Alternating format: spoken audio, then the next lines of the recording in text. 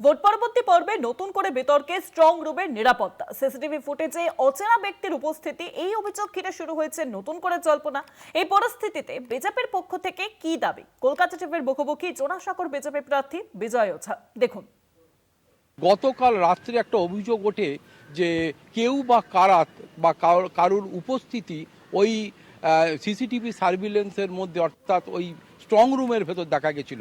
এই বিষয়টা নিয়ে তার সঙ্গে কথা বলে নেব। বিজয়দা, এরকম একটা অভিযোগ কাল থেকে শোনা যাচ্ছে। যারা এসেছিল সবার সামনে সিল প্যাকিং হয়েছে, সিলে হয়েছে, তো ওইখানে মুভমেন্ট তো দেখাই যাবে, লোক থাকলে তো দেখাই যাবে।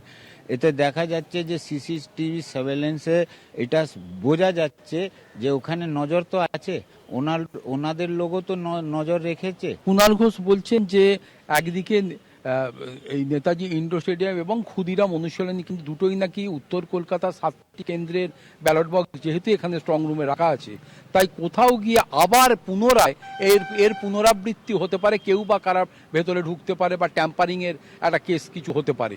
ভিতরে কিছু বলে, বাইরে এসে কিছু বলে। কালকে ভিতরে কিছু বলছিলেন, হ্যাঁ হ্যাঁ হ্যাঁ, বাইরে এসে বলছে না না না। তো ওনার বলার আমার কিছু নেই।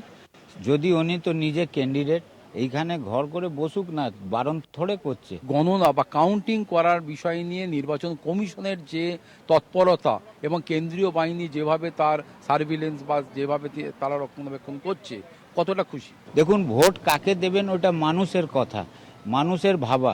কিন্তু ভোট দিতে পেরেছে, এর লোকতন্ত্রের উপরে, ডেমোক্রেসির মধ্যে সবথেকে ভালো জিনিস বলতে পারেন, বিউটি জিনিস বলতে পারেন, এইটাই। 2026-এ কি বিজয় ওঝাই এই জোড়াসাঁকো কেন্দ্র থেকে নির্বাচিত হবে বলে মনে করছে?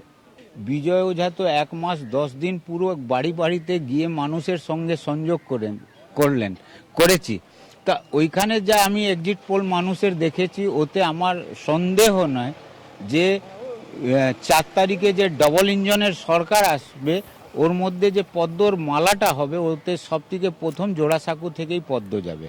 ক্যামেরায় সুবীর দাসের সঙ্গে দুর্গাদাস বন্দ্যোপাধ্যায়, কলকাতা টিভি।